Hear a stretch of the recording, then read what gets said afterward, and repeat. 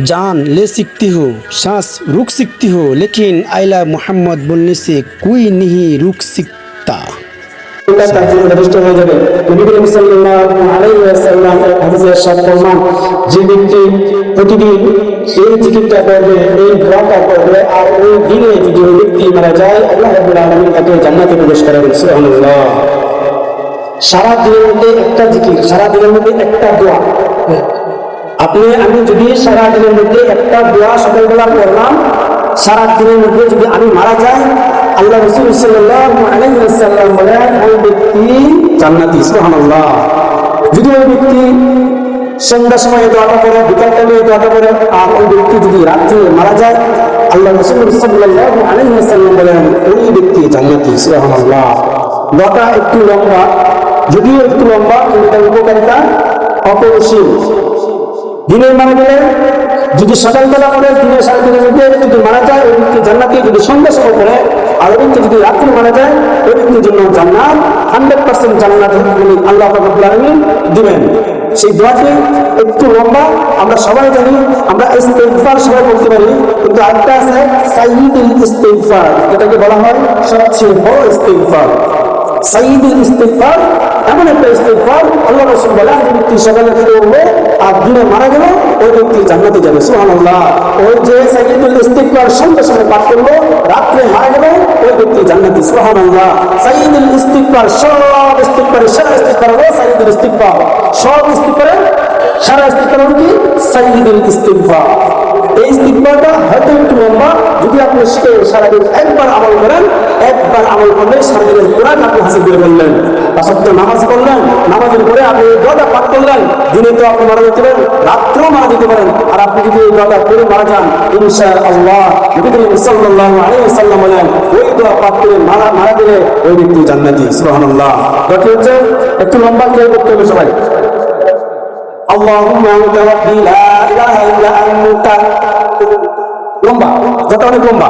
আল্লাহুম্মা আনতা রাব্বি লা ইলাহা ইল্লা আনতা খলাকতানি ওয়া আনা আবদুকা ওয়া আনা আলা আহদিকা ওয়া ওয়া'দিকা মাস্তাতা আউযু বিল্লাহি মিন শাররি মা সানাতু আবুউ লাকা বিনি'মাতিকা আলাইয়া ওয়া আবুউ বিযামবি ফাগফিরলি ফা ইন্নাহু লা ইয়াগফিরু যুনুবা ইল্লা আনতা। दुनिया में हो दुनिया का तलबगार नहीं हो, बाजार से गुजर गो खरीदार नहीं हो, बाजार से गुजर गो खरीदार नहीं हो।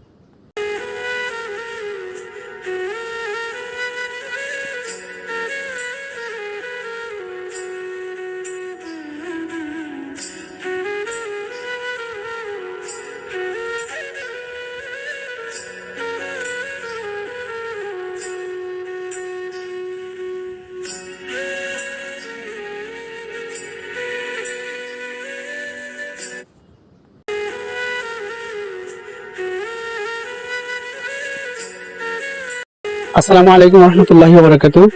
আপনারা দেখতেছেন আমার পিছনে একটা বিল রয়েছে। এই বিলটা সম্পূর্ণ লাগানো হয়েছিল, দেখেন চতুর্দিকে আমি দেখাচ্ছি ঘুরে ঘুরে। এই বিলটা সম্পূর্ণভাবে পানির নিচে চলে গেছে। দেখেন অল্প শুধু এক দুটা কেটে গেছে, আর সম্পূর্ণ পানির নিচে চলে গেছে। যারা এই পরিশ্রম করেছিল, লাগাইছিল, আল্লাহ তাআলা তাদের পরীক্ষা দিচ্ছেন, কিন্তু আমরা সবাই তাদের জন্য এই দোয়াটা করতে হবে যে তারা যেন ধৈর্য দিতে পারে। তাই ভিডিও সর্বোচ্চ সবার কাছে শেয়ার করে দিবেন, সবাই যেন তাদের জন্য দোয়া করে ধৈর্য ধরার জন্য।